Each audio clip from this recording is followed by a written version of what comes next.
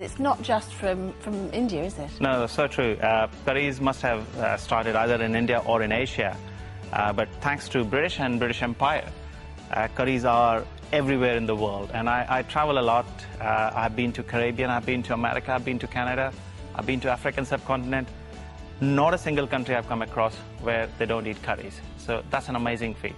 Well, that was what I and my family were eating last night. Look at that. South African baboti.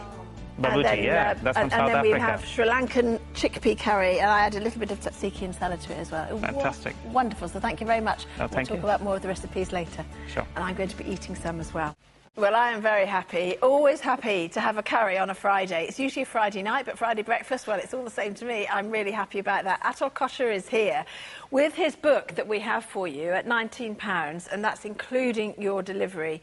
703-166 is your item number. And it is, as you can see, curries of the world. Now, you might think, well, curries of the world, what does that mean? Surely curries come from India. And yes, that's possibly where they originated, and obviously what your heritage is as well, Atul. But That's true. But you, I know, as a passion for cooking with spices, you've really looked at how wide the curry has travelled. Even, you've got a section there with one page, in fact I can show it, one page, where we have got the British curry. Yes, there's a whole section on it. So when I was writing this book, I traveled the world, to be honest, and wherever I am in the world, I try to go and eat curry in that world. So believe me, I've eaten in Brazil, Venezuela, I have been to many countries in Africa, and everywhere I've gone, and I want to try curries.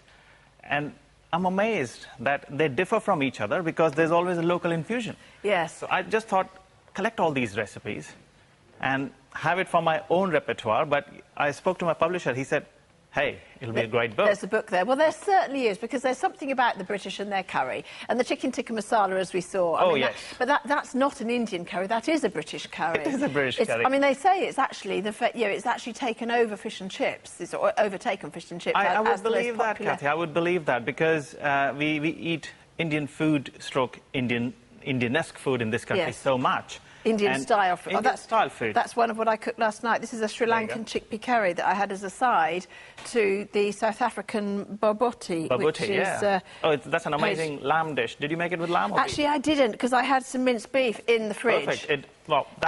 You can make it with lamb, but I had doing. minced beef in the fridge. Yeah, who doesn't have a pound of mince in the fridge? Oh, everyone. And yeah, it usually ends up being either shepherd's pie or spaghetti bolognese, doesn't it? Or cottage pie. Yeah, cottage pie. So you can make your curry, which was just absolutely gorgeous, in fact. Absolutely. There is so much here. Although you've got them inspired by all the different countries, you've actually displayed the book very easily, because you've taken it by sort of, there's a chicken section, a fish section, vegetables. So whatever you've got at home, you don't have to... You can just go and inspire. Just be inspired by it. Even if there's a recipe, let's say it's with chicken, and you don't have chicken at home and you have some vegetables, just replace it. Yes. Because it works. Well, actually, I added something last night because I wanted peanuts in our baboti, which is one of the things that I quite like in a baboti. And we've got... oh, there you are. There, that's the picture. That was I put some tzatziki on the top, which is traditionally Greek, but I just thought, well, that will work with it as well, and it did. It cools it down a bit, mellows it, and you also get a nice, rich flavour around it. Yes, and then on the top of the plate, you can see the chickpeas there as well.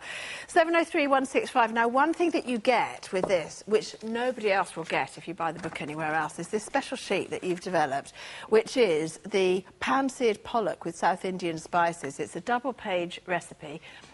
Pollock is a white fish. If you can't get pollock, you can get something else. Well, but actually, I'm using cod instead today. Oh, that's good. And you've signed it for us as well. Absolutely. And so this is our very own QVC recipe that I'd like you to start cooking for us. Perfect. Let's start. Because actually not enough people think of fish and curry together, do they? Well, you know what? If curries were inspired from India, then India alone has got 20,000+ kilometres of coastline. And you would think that people would eat some seafood. Yes, and they do. So much. It's just that in this country, we kind of shied away. Whenever we went to our good old curry houses or Indian restaurants, we have shied away from it and not used them. But restaurants like mine, we really take pride in local produce. So I use a lot of British ingredients. And fish is on the forefront of it. If you look at my menu, I think good 40–50% of it is seafood. Really? And I absolutely adore it. I absolutely adore it. Well, that's so great. And you've been inspirational as well with all of your appearances on television too. And I know that people in India actually contact... Carry on cooking. Carry on cooking. There you go. So we got mustard seeds going in. And then we got some sliced shallots. Now, you can use onions. Yeah. That was oil, was it, or do you use vegetable ghee? oil? We don't have to use... No, we don't have to use ghee. I've never used it. I know it's clarified butter or something, but I've never actually done anything to get in fact, land up using rapeseed oil in this country because it's nice, it's local, it's full of flavour and it's full of goodies. And it's a healthy fat, yes. It's healthy fat, absolutely. 703 165 is your item number. If you love your curries, but you get fed up with actually paying somebody else a lot of money for your takeaway on a Friday night, why don't you have fun?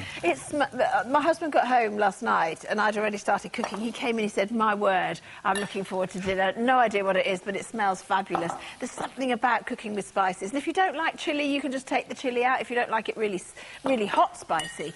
But the other spices create flavour and depth and interest in the food, don't they? I always say that all the recipes that we chefs create, they are only there to inspire you and not necessarily you will have all the ingredients at home.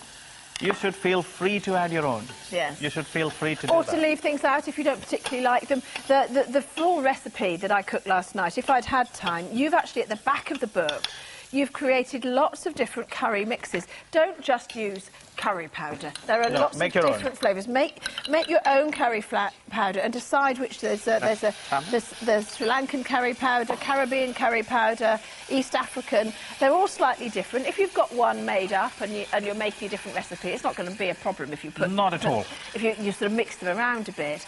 But you really help us understand how to get the best flavour from the spices as well, not just with these recipes, but with all the little notes and comments that you make as we go along. I think they're good pointers, and they will really help people to understand that how they should go about preparing the flavours.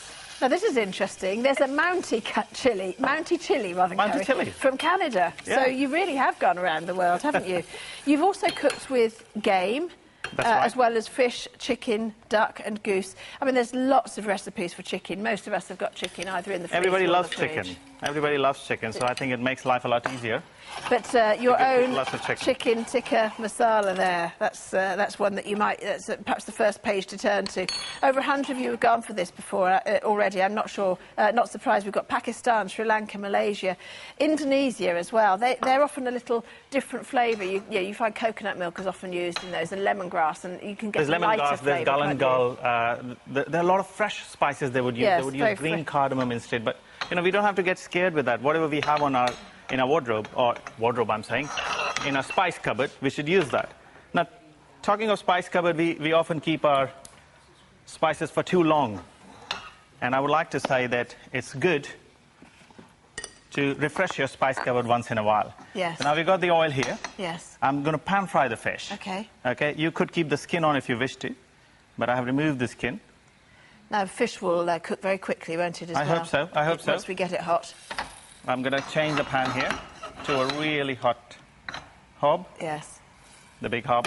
This is smelling wonderful already, even through my cold. That is quite good for clearing the passages, you don't need the oil to be too hot. 703 165.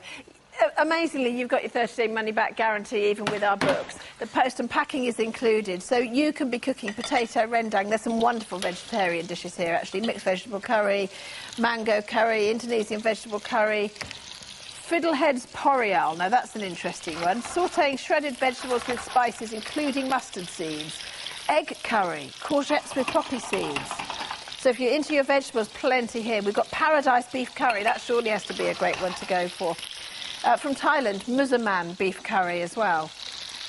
Liver curry, that's unusual. But I love the fact that here's actually a beef mince masala as well. It doesn't have to be with expensive cuts of meat. No, it doesn't have to be. Create great.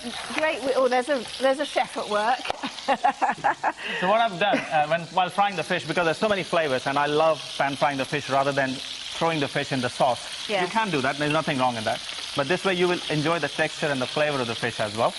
So I would throw in the garlic, a little bit of shallots, some chilli. Yeah. And I've got some lemon here. So you use dried chili? Do you use? I mean, sometimes you use fresh, sometimes you use dried. You can use the dried one, which is nothing wrong in So that. do you get more or less flavour from a dried chili? Would you have The to use flavour more is or slightly less? more intense. Yeah. Okay. That's the flavour is more intense. And then towards the end, you add a little bit of butter, because fish really works well with butter. All the seafood works really well with the dairy products. Oh, really? Okay. And add a little bit of curry leaves as well, so you get nice, beautiful flavour there. All rounded up nicely. Is it okay if it's dried curry leaf? Yes, it is. Yes? It is. Great. I would love to say no, but But fresh if you can. But fresh dried if you can. can't, Fresh if you yes. can. No, we are spoiled for choice. Rather than serving it with rice, you've actually cooked a semolina dish. Now, I have. I've not heard of Let's this before. plate. We are good to go now. There you are. Okay. So all the recipes are here. Upma is the semolina dish. Yes, This- upma this- is a semolina dish. You know, normally with any food, you would serve a little bit of starch, I would say. Yes. So I have chosen upma, which is because the flavors are South Indian, and you would use upma classically there. So I thought it's a great semolina produce. If you don't like semolina, use a mash. I don't believe this. There's no fork here. I'm Oh, gonna I've got a gonna spoon have for to you, use a don't worry. spoon. Don't worry. So I just made a nice roundel to go with that. Oh, lovely. See, and you can make curry look fantastic on the plate as well. It doesn't just have to be dolloped on, does it? No, absolutely not. Look at that. And this is our special QVC recipe that has been signed by Atul. You're not going to get this if you buy the book from elsewhere. You've done this especially for us, and we really appreciate that. No worries. I And hope you that enjoy that. Looks delicious. So it does look wonderful. I can assure you it will taste wonderful as well. Might be a little bit hot for me to eat right now. Go slow. Oh, You like it? that's amazing. And you did that in minutes. No, a few minutes. You That gave me is- 5 minutes. And you've cooked this for me. That is just There you go. stunning. Oh, I'm It's so a simple, happy now. straightforward recipe. Treat You your can spice as well. And used with any whitefish. Any whitefish. It's fresh, it's healthy, it's so tasty. And this book is packed full of recipes just like this one. So I would absolutely urge you to go for it. £19, post and packing included, and our very own special signed recipe as well. Atul, thank you so much. Thank you, Kathy. It's an absolute pleasure. And this is very busy on the phone lines. We're loving it. We do love our curries, don't we, here in Bryn? Thank you very much. Thank you. OK, well, that's wonderful. Mihal is here. In fact, Mihal, you enjoy fish as well. I'll save a little bit of this for you, but over to you right now.